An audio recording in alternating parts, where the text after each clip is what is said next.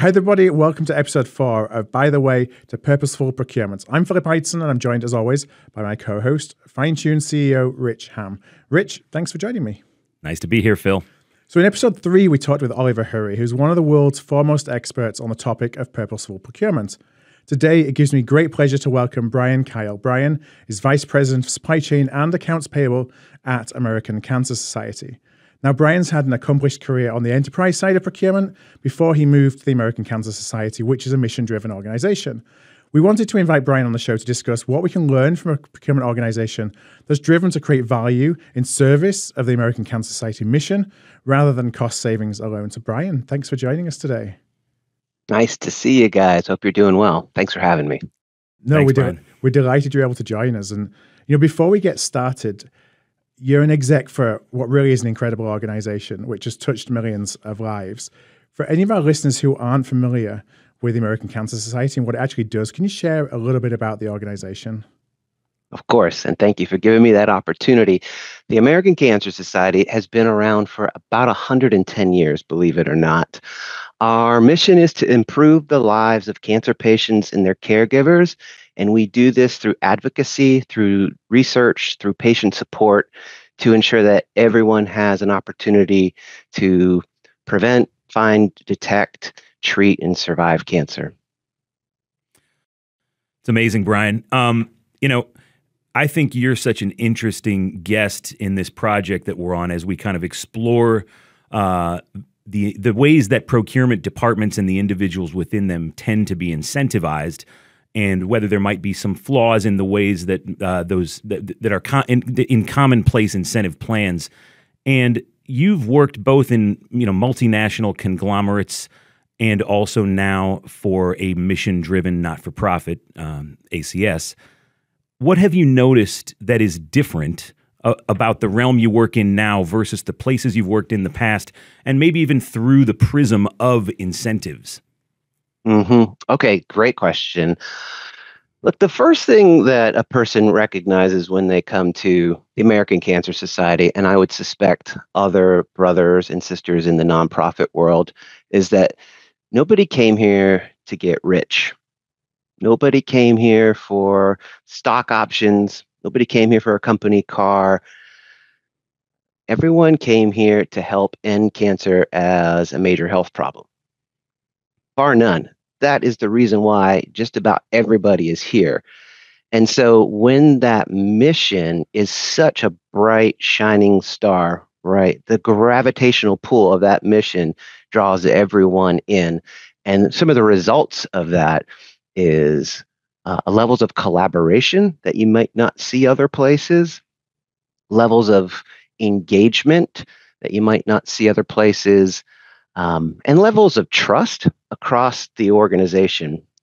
So the cross-functional teams that work together, our IT teams, our marketing teams, our patient support teams, there's just a level of trust that everyone is here for the right reasons, and we're really all giving our best to move the mission forward.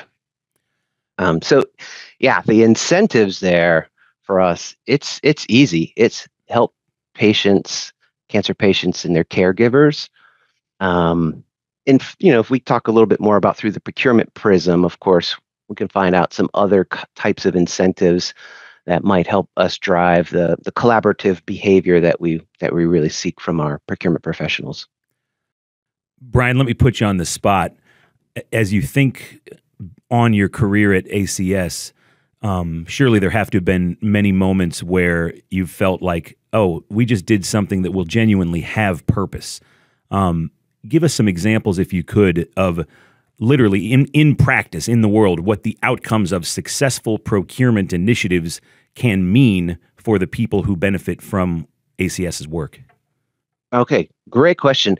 The one that's like top of mind right now, I think, Rich, you may know that over the past year or so, our real estate operations also came under my portfolio of things to manage.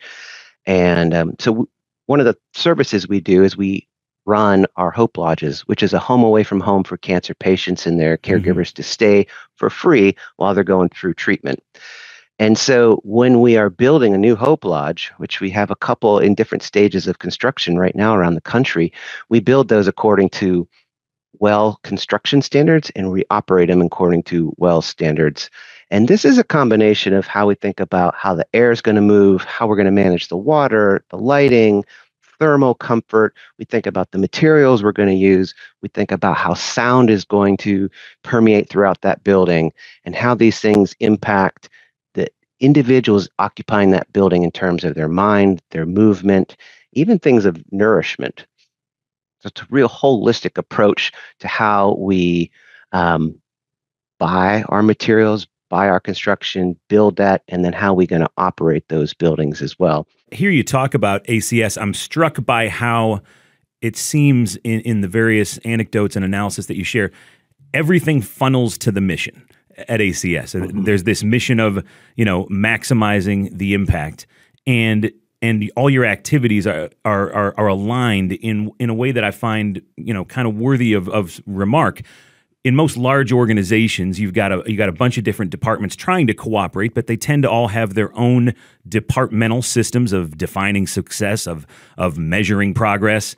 And I'd like to hear you talk a little bit about, are there such systems at ACS, where different departments have different ways of defining their own activities and success? Because it sounds to me like maybe there's a lot less of that in your environment now than there might have been in past experiences working for large conglomerates. It's a great question. So for those of you that have worked in a big organization and talked about having, organizationally aligned goals, it's something we talk about at ACS as well. We can do that probably in different ways. Number one, we're like a medium-sized company, right? 3,000 employees. So maybe it's not as sprawling as some other places I've worked. But it is pretty easy to talk about, like, are the things you're doing having mission impact? Are they helping to differentiate our brand? Are they creating a better experience for the employee? And are they helping find different ways to fund the mission? Because if we have had 53 researchers that have gone on to win the Nobel Prize. Wow. It takes money to do research. ACS is outside of the U.S. government, ACS spends more in research than any other organization. We are leading the way in terms of cancer-related research. So we want to fund that mission. So we're thinking about how do we fund the mission and then deliver impact and create a fantastic employee and volunteer experience. Is there like a formal governance structure that enables that collaboration, or is it just more inherent in the culture of the organization? Inherent in the culture. Mm-hmm. And I tell you, when I got here 10 years ago, I remember sitting in some meetings and just not understanding how the decisions were being made. And the place that I had been right before that, it was a clear hierarchical organization, and whoever had the biggest title in the room was probably about to make that decision. And at ACS, the spirit of collaboration and trying to get the best ideas out on the table is part of it. It's part of the fabric, and it takes a minute to figure out, like, why are there so many different people talking, and who's actually going to make this decision, and recognizing, well, this is collaborative decision making when everybody's really getting an opportunity to share their opinion and how they think that this would work best. Mm-hmm. Brian, in your previous work stops before arriving at ACS, did you ever find yourself in a situation where you said, I've got to choose here between doing what's right for me selfishly and doing what's right for the company's bottom line interests? And were you ever in a situation where the structures or the strictures that you were having to operate under put you in that situation? Yeah, that's a great question. This is one of the things that we are very careful about with our procurement organization. Our motto has been and continues to be, we balance quality, total cost, risk, revenue, and efficiency in our buying decision. Our primary metrics in terms of what we're measuring for, like, our strategic sourcing team, is number one, spend under management, which is a reflection of, are we engaged and are we involved in those major procurement decisions and leading that way? And the number two thing is customer satisfaction. After every project, we're asking, were we engaged? Were we collaborative? Did we communicate? Did we outline a logical plan? Were we attentive to results and push the project forward at the right pace? These are the things that are most important. At previous places, and I'm guessing many of my brothers and sisters in procurement out there will recognize the full attention to savings. Yep. Just drive cost out. And that is your job, is to maximize the oppressive power of capitalism. And that may lead you to make decisions that aren't necessarily in the best interest of the organization. And I do recall, I could probably come up with a couple stories, but I have one that always sits with me where at a former organization, we had an opportunity to save, we'll say, more money up front. But we recognize that our incentives are based on year-over-year savings.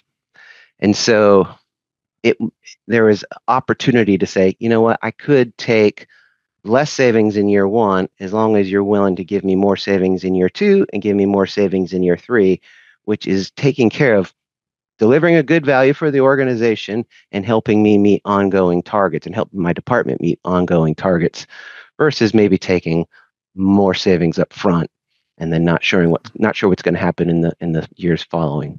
Brian, do you operate under any similar strictures at ACS, like the year-over-year mindset? Does that influence your purchasing decisions at all? No. There's, of course, we are very curious and transparent about what we save and how that translates into our bottom line. And our finance team asks all the right kind of good questions that you would expect. But this is not something that's most impactful for us. As you guys know, running a sourcing project is expensive if you're doing it right? You get a lot of cross-functional people's time and energy involved. You're getting a lot of different suppliers involved, and most likely you're taking a good deal of time to get through that. So it's a costly exercise. It is a lower cost exercise for me to make sure that I've got the right supplier, the right contract, and that I'm managing that supplier up all along the way. So I would put I would lean more heavily on supplier relationship management than on worried about how do I get the next 3% out for next year, and squeeze that supplier. I'd rather make sure that we're performing well and keeping our eye on the prize, which for us is ending cancer as a major health problem. Now, you've experienced both sides. You've experienced where it's all about the cost savings, and obviously, as you talked about, the metrics that you are accountable to, you hold your team accountable to today, is around spend under management. It's about customer satisfaction. Do you find that, because this is something that I always, when I'm talking to, at least through my experience, was you focus on the customer, the savings will follow. Now, have you found that in reality in your team at ACS? Because you talked about the importance of funding the mission. So that means that cost savings are still important. Have you felt that it's been that by focusing on the customer and the customer satisfaction, for example, has been to the detriment of savings, or that the savings have still followed? It's just not the one thing that you're putting front and center in front of everybody every day. Yeah, look, that's the great thing about ACS. Well, number one, you hire good procurement professionals. They have a little fire in them to go out and find a good deal, right? They want to save some money. And now you couple that with recognizing that the majority of the American Cancer Society's money comes from people like you and me and my mom and my cousin. It's funded by individual giving. And I want to stretch our donor dollars. And so does my team. And guess what? So do my cross-functional partners. They all want to see how much we can get out of each donor dollar. So there is an inherent baked in attention to stewardship. So I think it goes down the line of, like, when you care about the business and you're working to balance those factors, when it's time to take cost out, you will come up with the right ways to take the cost out. And in any time you're creating competition, you're likely going to end up with something like market pricing or better than market pricing. Yeah, great point, Brian. One of the things that I hear you talk about your strategies, and as we kind of home in on the concept of savings. In a lot of organizations, procurement professionals are rewarded or credited for their savings initiatives kind of on the front end before the savings actually manifests in the P&L. And I've found, that in my, quarter century of working with procurement, that it's actually pretty rare that there are real validation metrics associated with the crediting of the rewards, in terms of what actually hits the P&L and sticks over time. And I think one of the outcomes or outputs of that reality has been that procurement often doesn't pay a whole lot of mind to whether or not their initiatives are manifesting in the P&L. I've got to think that you and your team care greatly, about your initiatives actually hitting the P&L and sticking. Can you talk a little bit about that? And can you think of are there strategies you've put in place to kind of provide assurance that your efforts are real and they're working? Yes. So first I'll talk about an organization that I was at in the past, where cost savings and validation of those cost savings, like actual cost savings, led to people's incentive targets. And that organization had the resources to put into auditing. Frankly, it's auditing and verifying every penny hit exactly as you predicted, which was actually fantastic, right? Because there was no funny math. It was, I said I was going to save this, and this is how it was supposed to translate over time. And then we're going back and validating that over time. So you really get to see the impact. ACS, we don't necessarily have those same kind of resources as we did at the other place, but we still have analysts that are looking at the impacts of the savings initiatives. So up front, of course, I'm going to claim the savings, and then I'm going to go back to validate, did those savings actually translate in the way that we anticipated that they would, we anticipated they would translate to the bottom line. Sure. I think that's rare, what you described in your past. In your experience, yes. was that culture you worked in that was focused so much on post-deal auditing or post-initiative auditing? As you were there, were you thinking, we're in rare company here? This is not something that's done very much. At the time, no, I thought this was just the way you would do it. Of course you would do it this way. Why would you say I saved 15% on this deal, but not have somebody validate it that it actually hit the bottom line and actually went into the purchase price paid? So at that point in my career, I'm just like, of course we would do it this way. Then as you get a little bit older and you look around and you learn a little bit more about the industry around you, you do recognize that might not be always the way everyone operates. Indeed. Now, one of the big drivers of that procurement can bring is to build supplier relationships. You talked about building supplier relationships so that you are a customer of choice. And I'm sure that, for you, it's both you have the benefit, let's say, of a mission because you can find suppliers who can come around the mission, but also the challenge in that because you're wanting to put every single penny into funding the mission, there may be budgetary issues that aren't present for other organizations, so you're kind of balancing the two. I wonder if you could talk a little bit about how you are kind of, what kind of things that your team are doing to build really strong relationships with your suppliers, so you are a buyer of choice. It's a great question, Phil. I think the thing to know is that cancer doesn't see your wallet. It doesn't see what size of company you work at. It doesn't see color. It doesn't see your gender identity or your sexual orientation. Cancer doesn't care if you're a vice president of sales or if you are an individual account manager. Yeah. And cancer will impact 1 in 2 men and 1 in 3 women during their lifetime. So when you start there and you talk to your team about how are we going to approach these companies that we're going to work with or the ones we might work with, you just got to remind yourself every time, the person I'm talking to may have a cancer story, likely has a cancer story. It's in their family right now. It's impacting one of their best friends.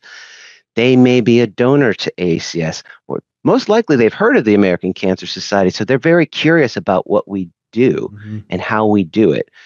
So you put all that together and it's like, you better treat these companies and these people we're going to interact with like they are part of this mission, because they are. Every single person is a part of this mission.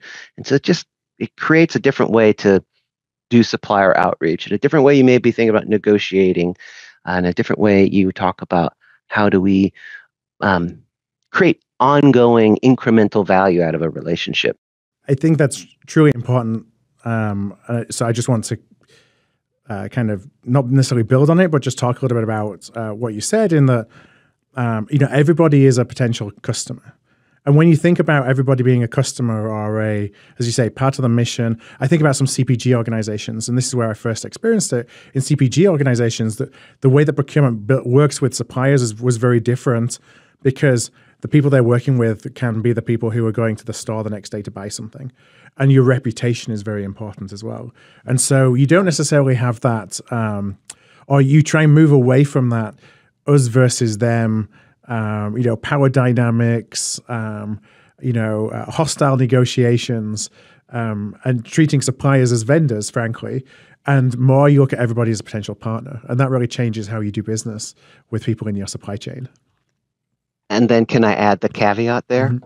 Yes. When I first got to ACS, you look across, you're doing your spend analysis, right? Your demand analysis, and who are all these suppliers and what are they doing for us? And then you're meeting with your different stakeholders to understand your supply base. And you would say like, well, hey, what about this company? Should we go out and think about renegotiating this? And they would, internal customers would say, well, don't bother. They already give us their nonprofit rates. Mm-hmm. You're like, okay, so there's special nonprofit pricing.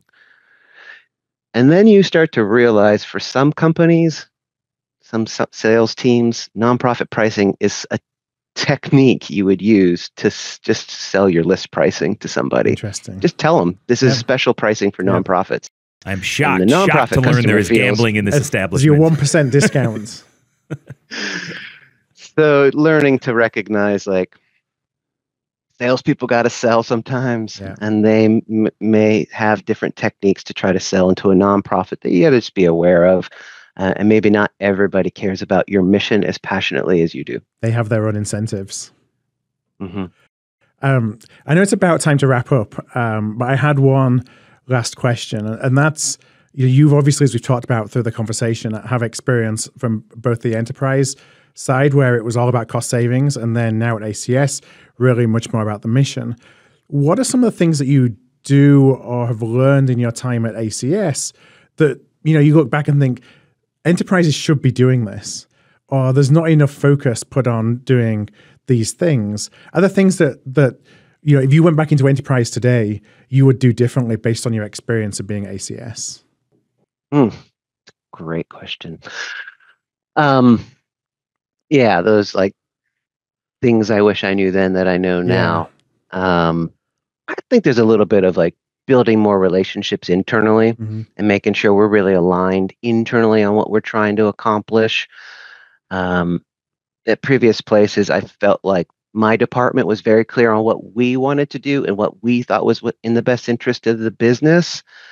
And it may not have been really cross-functionally aligned, mm-hmm. on what was important to that manufacturing plant or that particular product line.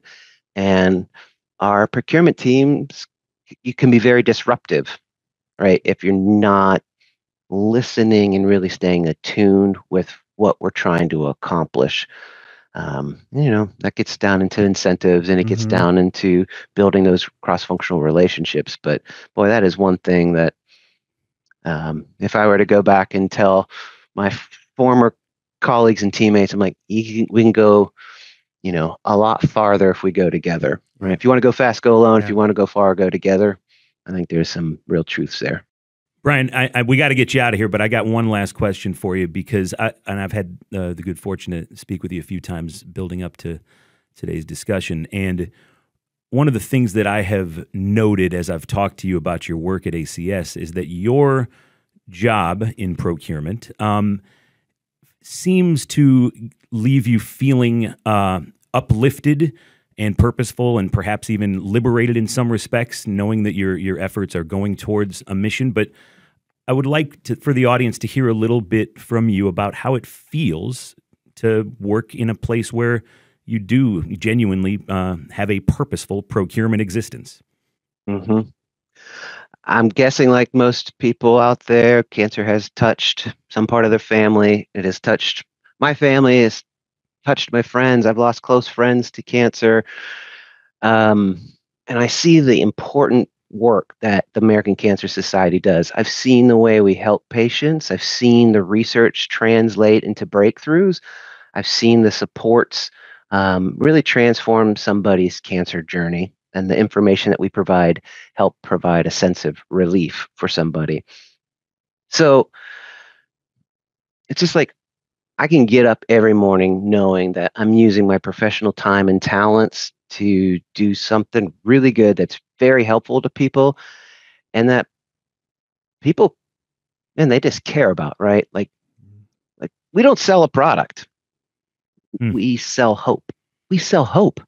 That's what American Cancer Society is doing. People have hope. That's why they invest their time and their treasures with the ACS. They hope something better is coming along, and just take that to heart. And it's also a beautiful thing because all my team and all my coworkers, there's that element of like, there's people counting on us to do this and do it well. So it's fantastic. Go do it. And you can see the impact of your work every day. Yeah. Yeah. Since 1991, I think the number is a 34% decline in cancer-related mortality. Since 1991. That's millions of lives that would have been lost that are no longer being lost because of progression in cancer treatments and cancer outcomes. Awesome work. Well, we want to thank you so much for joining us on the show today, Brian, and for your time and for sharing your journey. I think there's so much that that folks on the, let's call it the enterprise side of procurement can learn from some of the things that you're able to do within a mission-driven organization, but they're not exclusive to organizations like yours because the principles can certainly transfer. So those are things that we're going to be exploring as we go throughout this series. But we want to thank you so much for inspiring us and for joining us to talk about your journey. Thanks so much, Brian.